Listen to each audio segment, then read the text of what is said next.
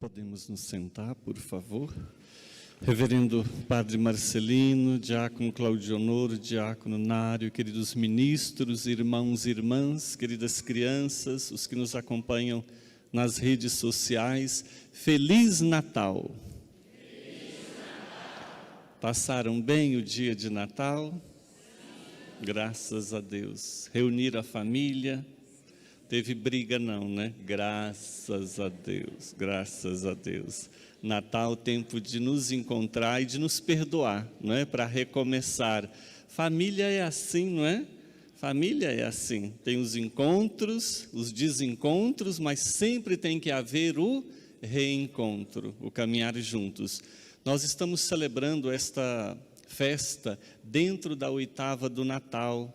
Uma festa tão grande que precisamos de 8 dias para poder celebrá-la. Então, quem não pôde vir do Natal, tem ainda até o domingo que vem, 8 dias, celebrando aquele dia como se fosse hoje, e hoje como se fosse aquele dia.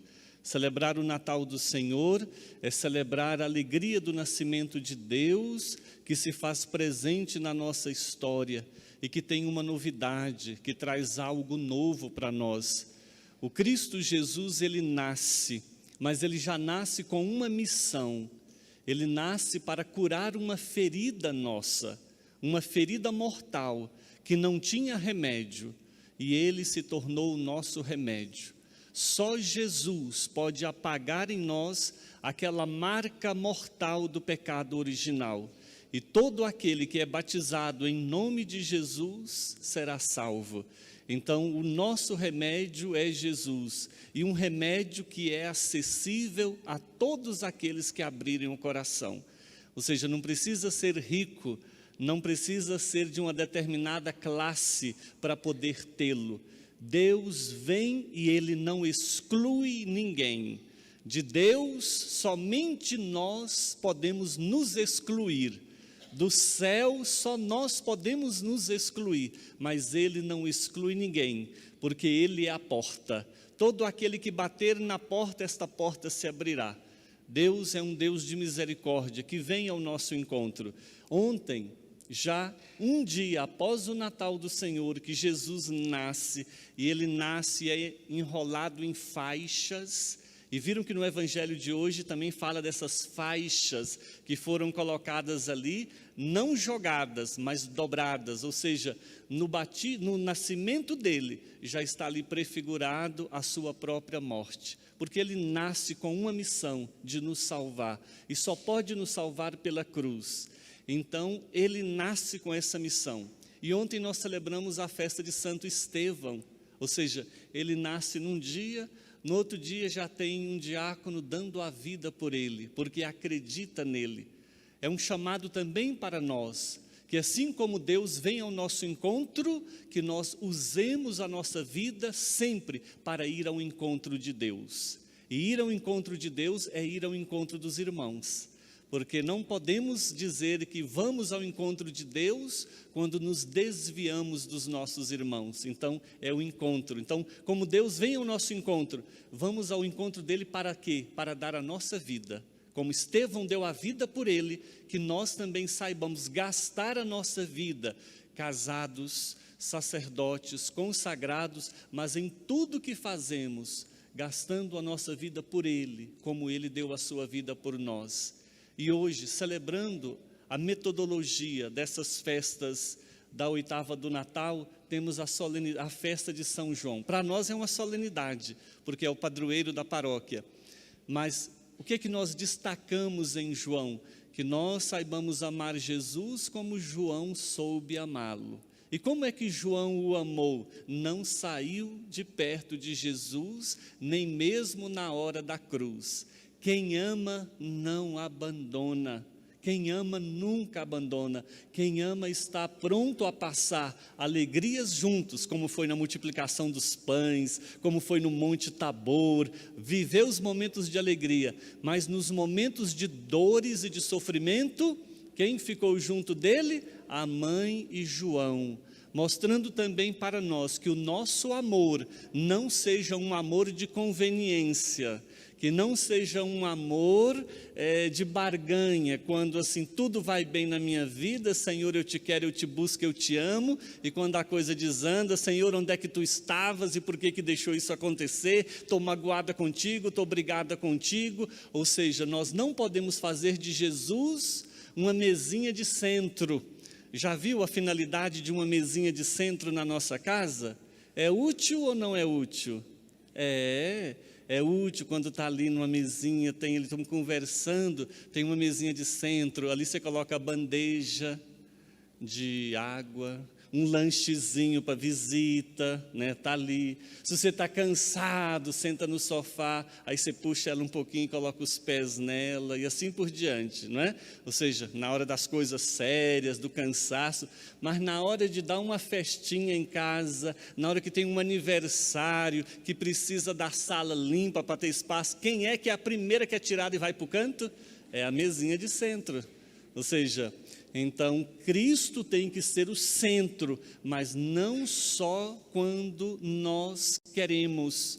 O que tem que ser o centro da nossa vida em todas as circunstâncias. Então não podemos estar tipo assim, eu esqueci de Deus porque eu estou alegre demais, eu esqueci de Deus porque eu estou triste demais. Ou seja, na tristeza ou na alegria, que Ele continue sendo o centro da minha vida. Eu estou apaixonado demais, vale tudo. Não, que mesmo apaixonado demais, Deus continue sendo o centro. Eu ganhei na Mega Sena, agora eu posso tudo. Que o seu tudo continue sendo Deus, ou seja, em todas as circunstâncias, que Deus saiba que Ele é o centro da nossa vida. A gente sabe quando é colocado de escanteio, não sabe? Sabe? Quando alguém coloca a gente de escanteio, a gente, fulano está me dando um gelo, não é? A gente sabe, porque nós sabemos como tratamos o outro e sabemos como o outro nos trata. E se tem uma mudança nesse tratamento, a gente percebe. E na maneira de eu tratar Deus, como é que Ele sente que eu o trato? Será que Ele se sente realmente assim, que eu sou perseverante e eu tenho um amor estável por Ele? Ou o meu amor por Ele é muito condicionado se eu recebo o que eu peço? Como é que Deus sente a minha amizade por Ele? Será que quando acontecem coisas ruins, Ele percebe que a gente joga a culpa nele, fica chateado com Ele e joga Ele para de escanteio? Ou Ele percebe que na alegria ou na tristeza da minha vida, eu renovo a minha fé nele e continuo deixando Ele no centro? Veja, quando João e Pedro estão correndo ali para o túmulo de Jesus, porque Maria Madalena havia dito que ele não estava lá, outra Maria, ele corre lá. João corre primeiro, é claro, os novos, né? Corre mais. E Pedro chega por último, mas João não entra. É tão bonito a gente observar a sinodalidade. Nós estamos no período sinodal da igreja. Sinodalidade significa mesmo o quê? Comer juntos, não é? Não, caminhar juntos, né? Peguei, né? Sinodalidade significa caminhar juntos. João corre primeiro, mas espera Pedro. Por que espera Pedro? Porque já tinha entre os apóstolos a consciência de que a primazia era Pedro. Então espera a autoridade dele. Então espera Pedro entrar. Então como é importante para nós, né, dentro de casa, a voz do pai e da mãe, mesmo que o filho não concorde, obedeça, não é? Dentro da nossa comunidade existem autoridades instituídas, não passe por cima delas, né? Ou seja, se é de Deus e vem de Deus, olha ali a sinodalidade, ou seja, para que não vire uma anarquia. Aonde tem anarquia é onde não tem uma autoridade reconhecida, não é isso? Cada um faz o que quer, é uma anarquia. Mas aonde tem uma autoridade, dentro de casa, não tem anarquia. Por quê? Porque tem ordem, porque tem aquele que fala e tem aqueles que dizem, é verdade, eu devo o respeito e a obediência pela experiência de vida dele, pelo que ele já tem demonstrado, é digno da minha confiança. Então João espera Pedro e Pedro entra. E quando Pedro entra, não fala nada, mas quando João entra, que é o discípulo amado, segundo a tradição, ele olha e vê aqueles sinais que o corpo não está, que as faixas estão dobradas ali, ou para dizer assim, a delicadeza do apóstolo, para dizer, não foi ladrão, porque ladrão ele não arruma, ladrão desarruma. Não é? É triste, você vê quando um ladrão entra na casa, Deus o livre, que você nunca tenha passado por isso, mas lá em casa já entrou um ladrão. Na hora que eu estava rezando a missa, ele aproveitou, sabia que eu estava lá, né? Aí entrou. Ou seja, quando a gente chega em casa, não tem uma gaveta arrumada, está tudo jogado no chão. Ladrão não arruma, ele só desarruma. E ali estava arrumadinho, não foi ladrão. Ele coloca esse sinal para nós, para ver assim, quem fez aquilo estava com tempo, estava com tempo de levantar, dobrar e deixar ali. E diz, ele olhou, viu ali dobrado e acreditou. Vejam, ele não viu Cristo ressuscitado, mas acreditou na ressurreição dele. Ele viu as faixas, mas ele fez toda a retrospectiva do que Jesus havia dito. E outra, esse acreditar dele não é dizer assim, no momento ele bateu no peito e falou assim, creio em Deus Pai Todo-Poderoso. Não tinha isso ainda. Ele acreditou em tudo que Jesus fez e falou. Lembra, aquilo que nós vimos, aquilo que nós ouvimos, nós transmitimos, porque ele viu Jesus fazendo muitas coisas, desde o momento em que o encontrou, e ele ouviu muitas coisas. Então quando ele diz ali, o discípulo que Jesus amava, viu e acreditou, ele acreditou em tudo que Jesus fez e em tudo que Jesus falou. Então, de tal maneira que nos dá, o que ele nos transmite é a verdade da fé. E até hoje, quando um bispo vai assumir um pastoreio, quando um padre vai assumir um pastoreio em uma paróquia, ele é chamado a vir à frente e, diante da autoridade competente, fazer a profissão de fé. Por quê? Porque é a tranquilidade dos fiéis de saberem que aquele que os conduz também acredita, que nós cremos em Deus e cremos em toda a verdade que nos foi anunciada aqui na terra, como o anúncio do reino dos céus. Então, dessa maneira, os pastores nos dão essa tranquilidade, porque João acreditou. E nós seguimos as palavras que ele nos disse, porque nós não vimos, nós só ouvimos o que ele nos transmitiu, mas ele viu e ouviu. Então, essa é a tradição apostólica. Como é importante a tradição apostólica. A tradição apostólica, ela começa com os apóstolos e termina com o último apóstolo, porque somente eles viveram com Jesus, somente eles podiam falar com autoridade aquilo que foi Jesus, que caminhou entre nós, que foi um Deus feito homem, e eles deram esse testemunho.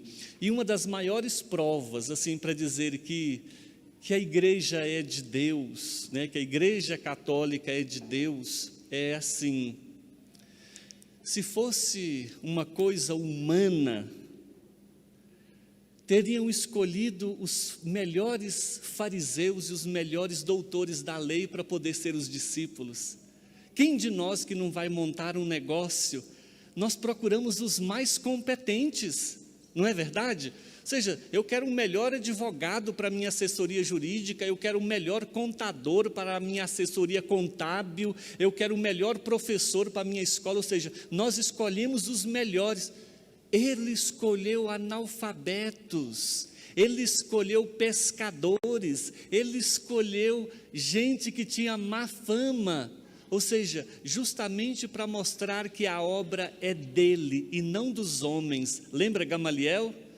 Quando estava nos Atos dos Apóstolos, e eles querendo acabar com os seguidores de Jesus, em um determinado momento ele disse, olha, se a coisa vem dos homens, ela vai acabar por si mesma. Então não tem o que preocupar, mas se vier de Deus, mesmo que vocês lutem contra, não vai se acabar. Então, cuidado para não se colocarem em luta contra Deus. Então olha a sabedoria, e ele era um fariseu, Gamaliel. Então, de tal maneira que nossa adesão também a Cristo é a toda a verdade que ele não nos anuncia, e não somente aquilo que nos convém. Então nós temos que estar com Jesus nos momentos de casamentos, de batizados, de festividades que nós temos na igreja, mas nós também temos que estar com Cristo no momento da Semana Santa, na cruz, quando tem o sofrimento em casa, quando tem morte, perda de emprego, quando nós temos decepções na nossa casa e na nossa família, ou seja, do mesmo jeito, estarmos ali perto da cruz. E também quando nos for negado algo. Lembra que João e Tiago chegaram para Jesus e falou: Senhor, coloca-nos um à tua direita e outro à tua esquerda quando vier o teu reino. E Jesus disse para eles: não, isso não é para vocês, não sou eu que designo isso. Eles continuaram com Jesus do mesmo jeito. Então também nós, quando a gente pedir uma coisa na igreja, para o padre, para o bispo, seja para quem for, para Deus, e Deus, não vou te dar isso não. E aí é onde a gente percebe, né? A pessoa, quem é a pessoa quando ela recebe um não de nós, né? É o padre Fábio de Mello que fala que a gente descobre quem nos ama de verdade quando nós formos inúteis para ele, não é? Quando você não tem nada a dar para aquela pessoa e ela te amar mesmo assim, então aí ela te ama. Mas muitas vezes a gente não pode dar nada e a gente vê só as pessoas se afastando, né? Então, quando nos tornamos inúteis ao outro, quando a gente diz não ao outro, aí a gente vai perceber se realmente é amigo, se ama ou não. Porque Deus nos ama. Porque todo pecado nosso é um não a Deus. E Ele continua nos amando do mesmo jeito. Continua nos querendo bem do mesmo jeito. Eu não sei se já observaram no presépio, mas geralmente nos presépios nós temos Jesus, a manjedoura, Maria, José, os pastores e tem as ovelhas. No seu presépio tinha as ovelhas? Quem fez presépio em casa tinha as ovelhas? Cadê a cabecinha? Tinha. É fácil a gente entender porque tem uma ovelha, porque ele é o pastor, então nós somos as ovelhas, estamos lá. Mas tem o boi e tem o burro também. No seu presépio tinha um boi e tem um burro? Geralmente tem um boi e tem um burro. É remontado em Isaías capítulo 1, versículo 2. Isaías 1, 2. Isaías está dizendo assim: vós sois um povo rebelde, porque vós não me reconheceis. O boi reconhece o seu dono, e o burro se alimenta no coxo do seu dono, mas vós não sabeis me reconhecer como vosso Deus. Por isso que o boi e o burro estão lá, ou seja, o boi e o burro são capazes de reconhecer o seu dono, e vocês não são capazes de reconhecer que fui eu quem os criei, que eu sou o vosso dono. Vocês não me seguem porque não me reconhecem. Então, João reconheceu, e nós também somos chamados a olhar todo o mistério e dizer: eu creio, eu acredito. Vamos abaixar um momento a nossa cabeça, no momento de silêncio, pedir a intercessão da Virgem Maria e de São João Evangelista, que nos dê a graça de ter um amor tão grande por Jesus como o amor que eles tiveram. Maria pelo seu filho, João pelo seu mestre, que interceda para que este amor por Jesus aumente em nosso coração, e naturalmente, aumentando o amor por Jesus, aumentará também o amor pelos irmãos, pelas irmãs, o amor pela vida, o amor pela nossa vocação.